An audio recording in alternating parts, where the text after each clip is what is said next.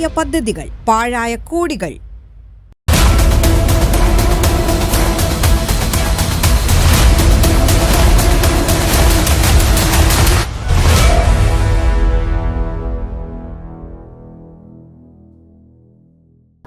അല്ലേ അപ്പൊ ഇവിടെ കുറച്ച് ദിവസം മുമ്പ് എന്തോ സ്പോർട്സിനൊക്കെ സെറ്റപ്പ് ആയിട്ട് ട്രാക്കും അതുപോലെ എന്തൊക്കെയോ ഗ്രൗണ്ടൊക്കെ സെറ്റപ്പ് ചെയ്യുന്നുണ്ട്. അതേപോലെ ഇവിടെ കുറെ തന്നെ കോളേജിലും അതേപോലെ കോളേജിന് വെളിയിൽ അതായത് ഈ നാട്ടുകാരൊക്കെ ആയിട്ട് കുറെ നാഷണലും ഇന്റർനാഷണലും ആയിട്ടുള്ള ഈ സ്പോർട്സിനൊക്കെ പ്രാക്ടീസ് ചെയ്യാനുള്ളതാണ്. അത് കാരണം അവർക്ക് വേണ്ടി കുറെ സംഭവങ്ങളൊക്കെ ഫണ്ടൊക്കെ പാസ്സായി എന്നൊക്കെ ഇവിടെ കേട്ടിട്ടുണ്ടായിരുന്നു. അതിനെ കുറിച്ചൊന്നും നടന്നിട്ടൊന്നും ഇല്ലല്ലോ അല്ലെ? പക്ഷെ കോടികൾ പാസ്സായിരിക്കെ പറയുന്നത്, പക്ഷെ ആക്ച്വലി അത്ര ഉണ്ടോ അതെന്താ സംഭവം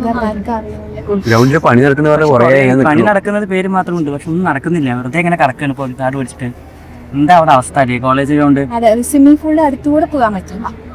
ആ സ്വിമ്മിംഗ് പൂൾ ഒരു തവണ ഉപയോഗിച്ചിട്ടുണ്ട്, എനിക്കറിയോ? ഞാൻ കണ്ടില്ല.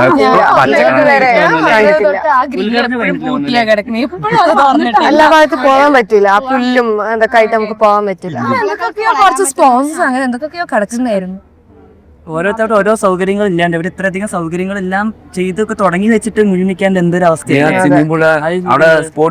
കോളേജില് സ്വിമ്മിംഗ് പൂൾ ഗ്രൗണ്ട് കിട്ടിയ സ്ഥിതിക്ക് അവർക്ക് ചെയ്യാവുന്നതേ ഉള്ളൂ. ബട്ട് അത് എന്തുകൊണ്ട് ചെയ്യുന്നില്ല? ഇങ്ങനെ ഫണ്ട് പാസ്സായിട്ട് എന്തുകൊണ്ട് ഇത്ര വർഷം വൈകി എന്നുള്ളത് ഒരു ക്വസ്റ്റ്യൻ ആണ്. അതിന്റെ കാരണം നമ്മളെ തീർക്കണം. നമുക്ക് അതിനു വേണ്ടി പോരാടാം. അതായത് എന്തുകൊണ്ടാണ് ഇപ്പൊ ഇങ്ങനെ എന്തായിട്ട് അത് നമ്മളെ കൂടുതൽ അന്വേഷിക്കണം അതുമായി ബന്ധപ്പെട്ട്. പാളിയ പദ്ധതികൾ, പാഴായ കോടികൾ.